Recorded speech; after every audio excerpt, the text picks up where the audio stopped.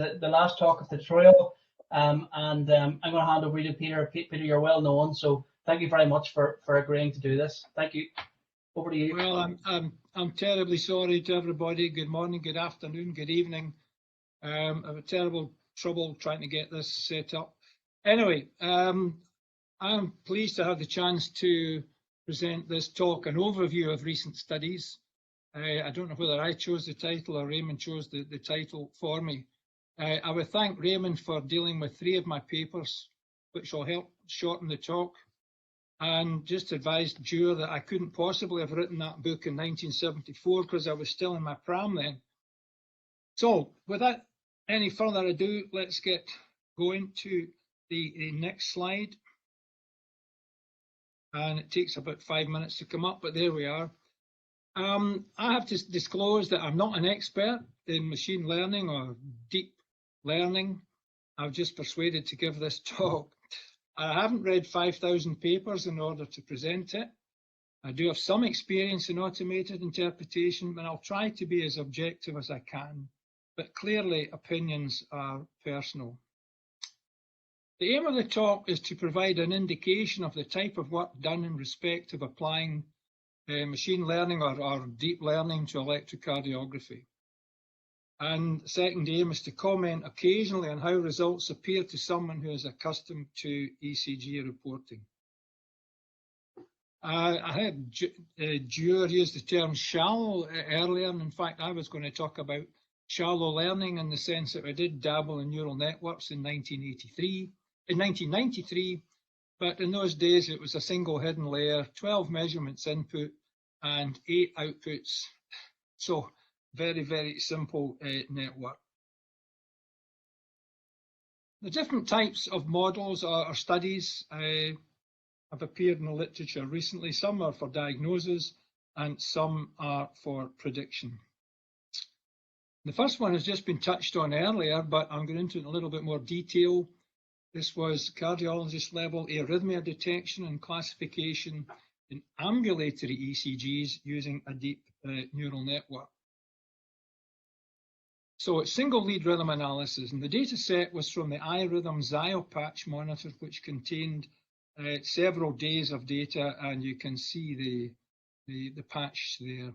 Training set 91,000 plus, deep neural network classified 10 arrhythmias plus sinus rhythm and noise from a 30 seconds extract. The test set was 328 records and they were 30 seconds long. There were 9 board certified cardiologists involved, and they reviewed the 328 ECGs in the test set. Now, these chaps were split, or chapesses were split into 3 groups of 3 persons. Each group provided a consensus report on 1/3 of the ECGs. So there was 3 groups and each provided 1/3 of the answers. These reports formed the gold standard. Now, for each ECG, there were therefore 6 spare cardiologists, and their individual results were also used. The first result, just to pick on, was atrial fibrillation. Specificity here is the average specificity achieved by the cardiologist. Average cardiologist sensitivity was 0.71, but the DNN was better at 0.86. And the same pattern applied for every other abnormal rhythm in the study. Now, I'll take a few seconds on this slide because it's fairly common nowadays to present the results in terms of receiver operating characteristic curves and the precision recall curves. So what we have here at the top is the ROC curve. The heavy line is the DNN result. The other plus signs here are the individual cardiologists, and the circle of the dot is the average cardiologist. So that shows you the sort of performance that the cardiologists were not as good as the DNN. And at the bottom we have this precision recall curve, which is actually plotting the positive predictive value against sensitivity.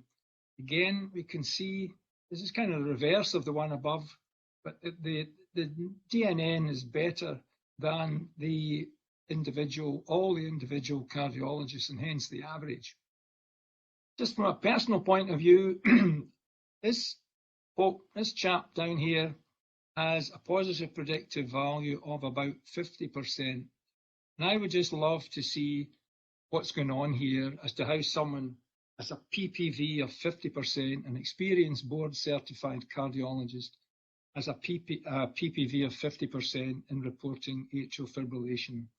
There's something that's not coming out here that I don't understand, if I'm honest. Just got to wait till each slide comes up. So if the gold standard is set by cardiologists, how can deep learning be better than the cardiologists? Because the deep learning algorithm is, call it that, is assessed against the cardiologist. Well, the DNN was better than the average cardiologist, so you have to look at it. That way. We don't doubt from these curves that the DNN was better. Here is another paper from the group at the Mayo, and this deals with full 12-lead ECG interpretation. Previous slide, of course, previous study was a single lead. So this is 12 leads. They had over 2.5 million ECGs from the Mayo Clinic database, sampled 500 samples per second, 721,000 patients. Convolutional neural network was designed to classify 66 discrete ECG abnormalities. The gold standard was cardiologist interpretation. Now, for 2.5 million ECGs, that is the interpretation that was produced by the computer system that they have in the Mayo and was overread by different cardiologists over a long period of time. And the approach was evaluated on a subgroup of 0.5 million, 500,000 ECGs. Now, I'm sorry this is a hellish printout, but this is what was in the table. You may well not be able to read it, but what we have here is the series of arrhythmias, and this column here is the area under the curve. And suffice it to say that virtually every area is the order of 0.998. Extraordinarily high AUC, extraordinarily high, could almost be impossible almost to better it. And then we present sensitivity and specificity. But note that the specificity drops down to 0.4 or 0.5 in many of these abnormalities over here. For the precision recall curves, same, very high up here, 0.99, and so on. As we come down to some of these less frequent arrhythmias, then the area begins to drop. So the area under this particular curve begins to drop. And that means the positive predictive value begins to drop. So that's the trade-off. Positive predictive value here is dropping. Pause for the next slide to come up. And similar results over here as chamber enlargement, atrial and ventricular enlargement.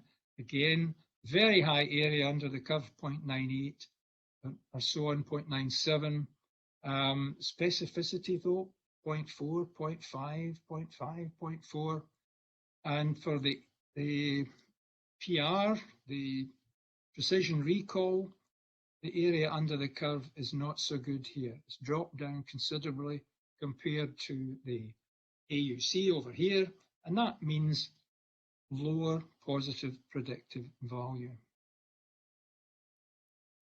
So the authors state that the results show that their model of deep learning is accurate. The accuracy is comparable to that of board-certified practicing cardiologists. My comment, the AUC was remarkably high in almost every case, but the precision score was generally lower, implying a lower positive predictive value. There was another paper, deep neural network for 12 leads interpretation with Tom Ribeiro, but Tom's going to be speaking later tonight. So I wouldn't say nothing other than there are other papers around dealing with the 12 lead ECG. And I think, as also been mentioned earlier, the ECG is now being used for other purposes, such as assessing left ventricular diastolic function or dysfunction, depending on how you prefer to express it. And so that is the ECG being used to assess the contractility of the heart. So, but I'm just mentioning this, there's not time to go into detail. The next paper was referred to earlier by Raymond, and this was the one where atrial fibrillation was predicted from sinus rhythm. So let's have a little look at this. And for the engineers, atrial fibrillation is an irregular rhythm. The RR interval is variable, and generally there's lots of little bumps here in V1, for example, fibrillatory waves. Quite different from, say, a regular sinus rhythm. ECGs from patients with and without atrial fibrillation were included. Those with one ECG showing AF must have had a previous ECG with sinus rhythm to enable them to be included. But the prediction of atrial fibrillation was made only from ECGs and sinus rhythm, and there were 130,000 in the test set. Pause while this moves.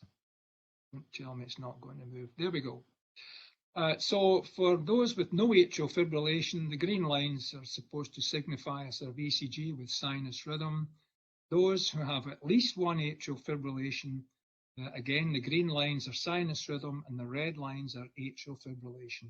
So if someone had an episode of atrial fibrillation here and it was recorded, and they had a previous sinus rhythm type ECG, then they were included in this study.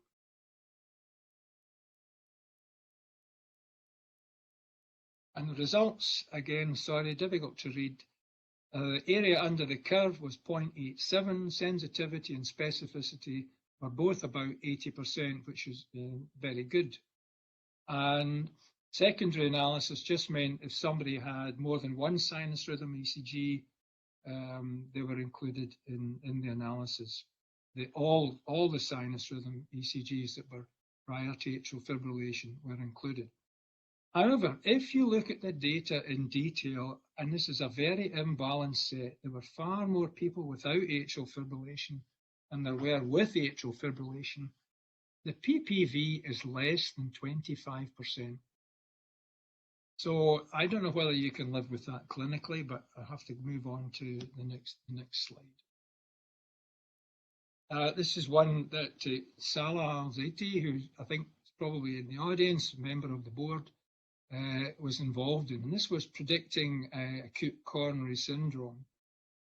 Machine learning approach to diagnosing acute myocardial ischemia in patients. I think over 90% had chest pain. The database contained two cohorts. One was 745 patients, the other was 499, and the ECGs had all been recorded by paramedics. Three models: logistic regression, artificial neural networks, gradient boosting machine, and actually the fourth was a combination of these three. So ECGs were processed by Philips software, and initially 554 measures were chosen, just ECG measurements, and ultimately they were reduced to 65 more of the most important measures. So the methods were developed in cohort 1, tested in cohort 2, and the gold standard was any acute coronary syndrome event. I think that was determined in the ED department, or A&E as we say over here. So in model 1, 554 measurements, effectively continuous, 65 continuous, model 3 categorical. Assume if thresholds were picked for these 65, so it was either above or below a threshold, and the fusion model combined the first three. And the results are shown here on the left, the training set, on the right, the test set. We've got the 3 models of 554, then 65 features and 65 categorical features. And basically, to summarize it, the 65 features were performing better than the 554, and there's not too much difference here in the different models, the models 1, 2, and 3. So again, this is a good performance there with an area under the curve around about 0.7, 0.75. The authors also then looked at the 4th model, which was the fusion model that combined the first 3 models. And that result is shown here as the black solid line. Below, we have interpretations here of expert readers, cardiologists reading these ECGs. And at the bottom, we have the automated reports from the Philips software. And this was for all ACS events. It was repeated for only the ACS where there was no ST elevation, non-STEMI if you want, well, non-ST elevation events. And a similar pattern emerged. But down here we have the experts with a sensitivity of around about 30%, shall we say, and the automated interpretations of sensitivity just under 20%. Again, I would really love to see some of these ECGs. So, without a doubt, the machine learning approach significantly enhanced the area under the curve for detecting acute coronary syndrome, and it also outperformed experienced cardiologists and a commercial algorithm for ECG interpretation. This is a very recent paper from February the 10th this year, particularly interesting, dealing with the long QT syndrome, sealed long QT syndrome, as we'll see. For the engineers, QT, of course, not of course, but QT is the time interval from the onset of QRS to the end of the T wave. And for a long QT, to state the obvious, this interval is longer than what is accepted to be normal, and it's normally corrected for heart rate, but just say there's a long QT interval here.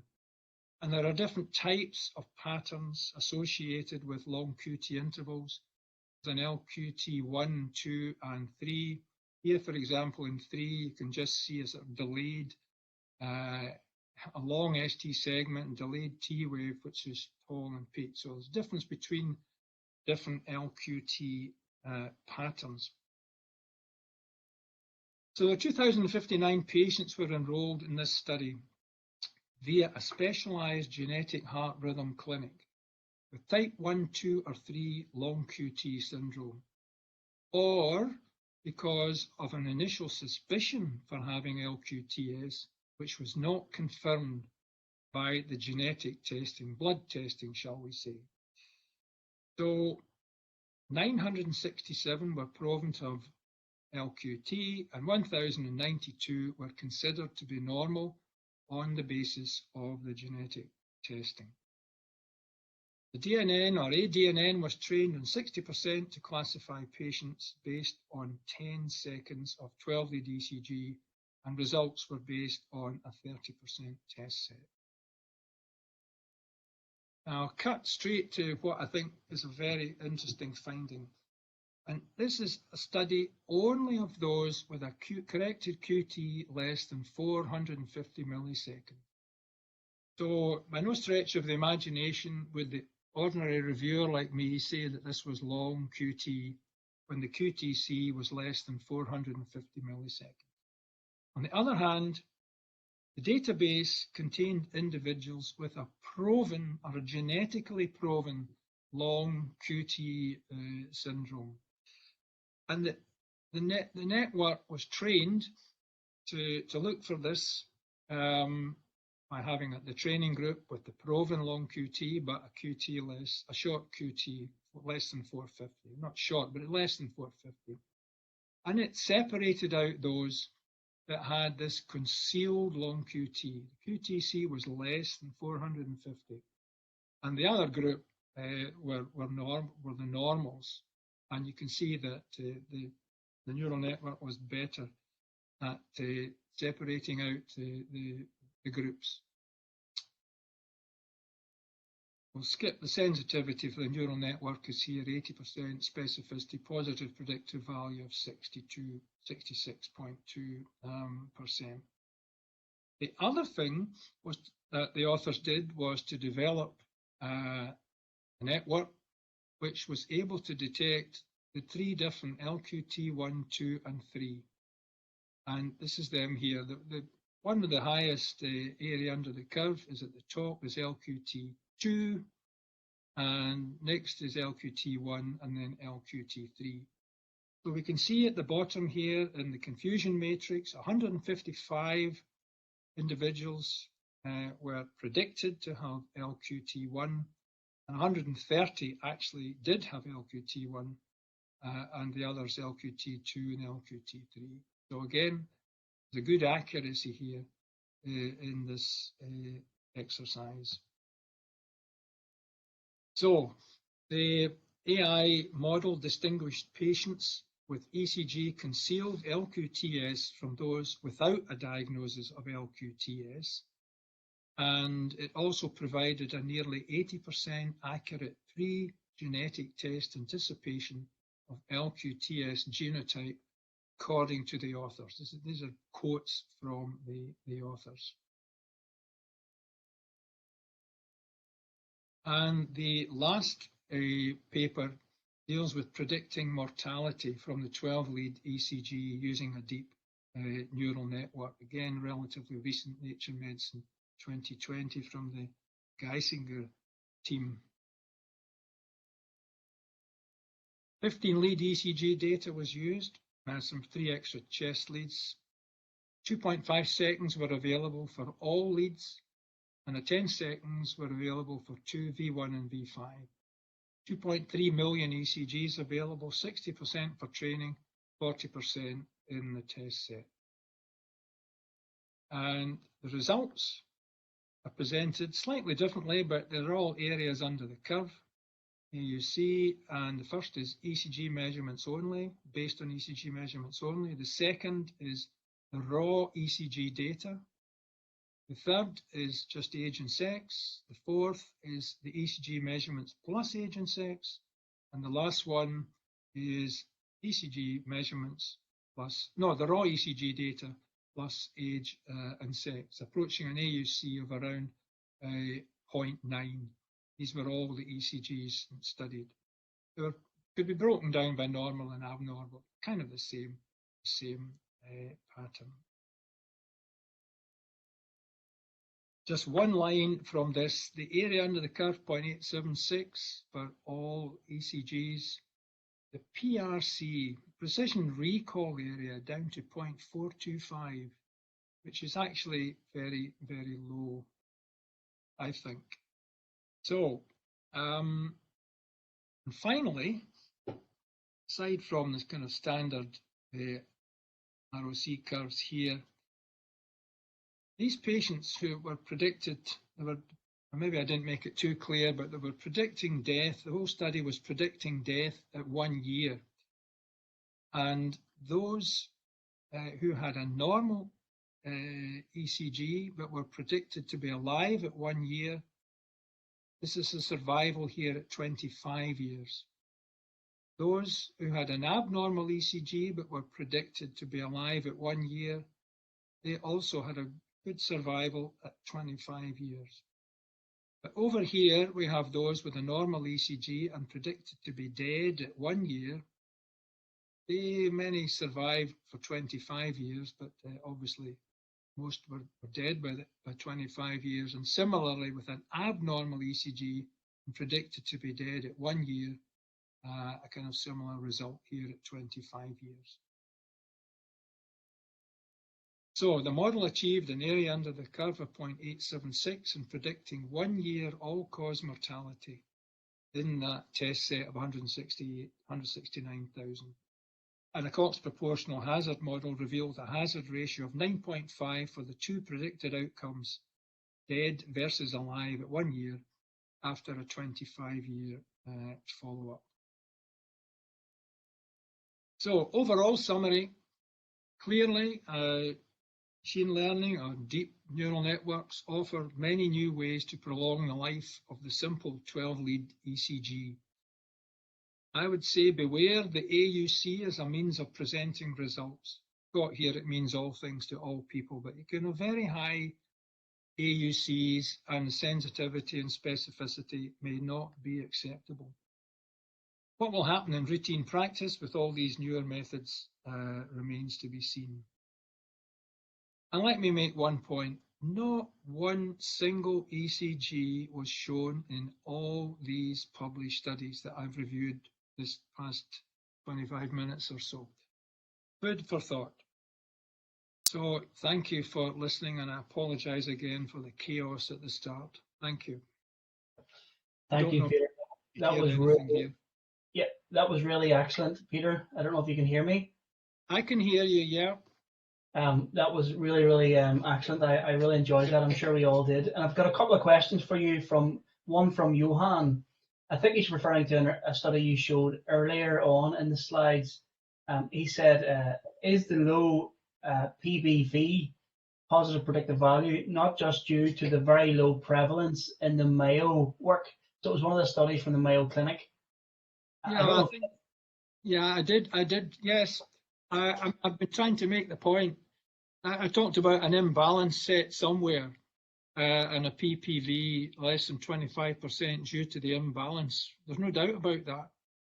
But then, I think in clinical practice, that's more the balance you're going to get.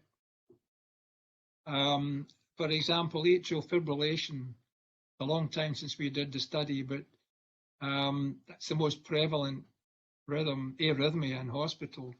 But I think it's like 15%, I'm not sure, of all ECGs going through the department had atrial fibrillation. So there's a huge imbalance there, 15% versus 85% in sorting these things out. And that's what leads to the low positive predictive value. But the other point is, if you have all these tests with low positive predictive values, you're going to go back to a stage where just about every ECG is going to come out with some form of abnormality reported. And that's the danger you run. And it takes me back to the early days of automated ECGs, when they were trashed to a certain extent because every ECG had some form of abnormality. I well remember all the criticisms at that time. I don't doubt there's some very interesting stuff there, not in any way, I don't doubt it. I think the concealed long QT is of interest, but I don't think you can go around the population applying that test to the whole population looking for long QT. Yep. The overcalling of diagnoses is a problem for sure. A quick question I have actually, Peter, you made a key point at the end there that a lot of these studies show the model hyperparameters and settings, and they show the results, the confusion matrix, but there's no example cases or ECGs. Why do you think authors don't present ECGs? Well, I mean, the AUC, the ROC curve gives you the option of choosing whatever sensitivity you want to present your results at. And so you could pick something anywhere in that spectrum of results and produce it. But for me, the one, where there's sort of low positive predictive value of 50% in atrial fibrillation, I mean, I would really like to see some examples of where somebody did not make a false positive atrial fibrillation half of the time. If I remember that slide correctly, I would just like to see some of these examples presented, and they're not presented. Yeah, I think I've seen it referred to as failure analysis. That we need to have a failure analysis in these papers where you do present false positive cases, ECGs, actual visuals. But okay, some more questions here. Jürgen, is it not a problem when your deep learning model only uses a single cohort? That gives a high risk and you get bias. Using more than one cohort will minimize the bias. If you don't. I think using an external test set was certainly beneficial. Having said that, I mean, the single cohort is actually split in two. It's not as if it's sort of been reused in training and testing. So, but I would definitely agree that using a separate test set, because I've seen many times where something that works very well in one institution is, and even on a training and test set, goes out somewhere else, and it just doesn't give the same results at all. Not at all. So I agree with the questioner. Okay, great. Another question from Johan. Algorithms have been reported to be better than the average cardiologist for 20 years. Yeah. But why are ECGs still being overread by people? A good question, because the algorithms are there's different ways of looking at this. You could look at these 6 cardiologists or 9 cardiologists in one of the studies, and they were all different from each other in terms of sensitivity and specificity. So we well know that cardiologists don't agree with each other a great deal of the time. And for that reason, they don't agree with a computer report all the time either, because it's just effectively another cardiologist. So it's a form of inter-observer variation. But we've always said, from our point of view, that 2 heads are better than 1, and the automated interpretation provides a second opinion. One thing you never do is say, "Oh, you've got to use our program because it's great." You say, "Well, it's a second opinion, and sometimes you may miss something, and it picks it up, and sometimes it's the other way around." But yeah.